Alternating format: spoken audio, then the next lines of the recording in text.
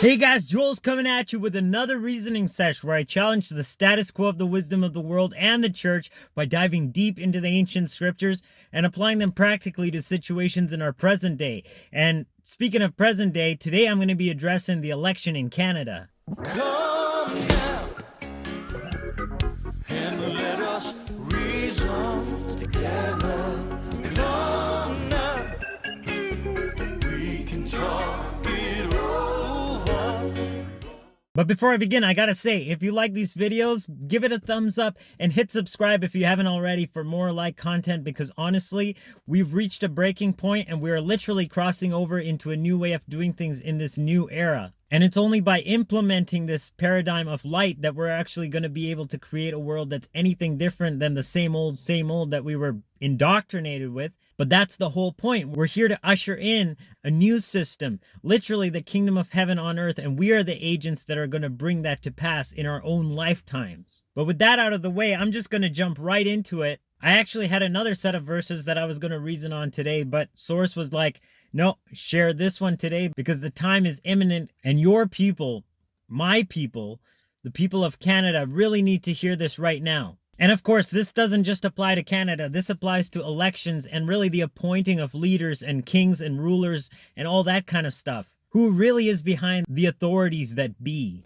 Well, in the book of Dani'el, he has this to say in praise of Elohim after it's revealed to him what the king's dream was. And Daniel answered and said, "Blessed be the name of Elohim forever and ever, for wisdom and might are his. And he changes the times and the seasons.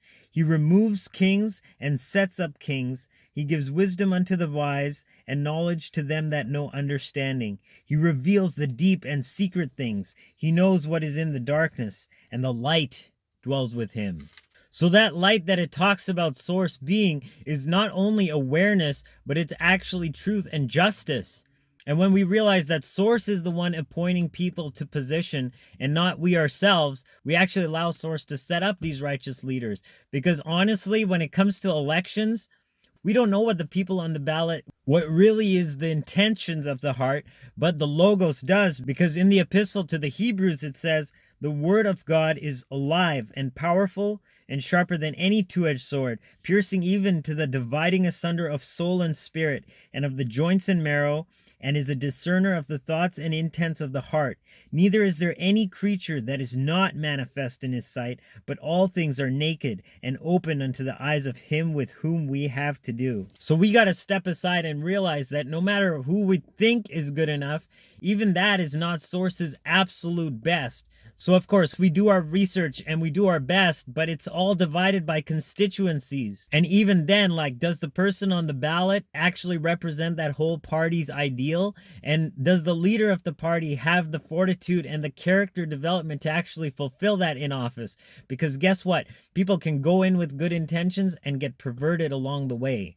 So Source knows all these things, and Source is divine absolute light. And when we trust that, we realize that, as Paul said in his epistle to the church at Rome, there is no power but of God. The powers that be are ordained of God. And even as Pilate said to Jesus at his trial, "Know you not that I have power to crucify you and have power to release you?" And Jesus answered, because he knew, "You could have no power at all against me, except it were given you from above." So no matter what unfolds in the physical realm, it's all an effect of the cause of the spiritual dimension, of what precedes it in the causal realms.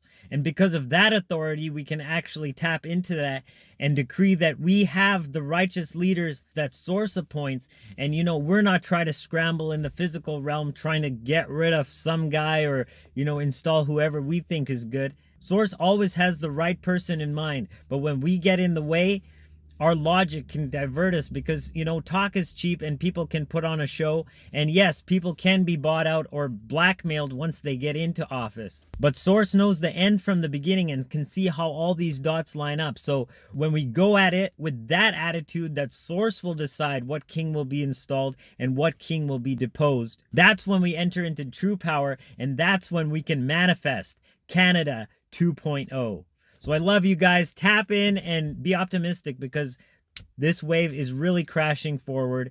We are entering unprecedented times. No matter what the dying beast will try to hurl at us in its dying breaths. So I love you guys. I'll check you in another reasoning sesh. Joel signing out once again.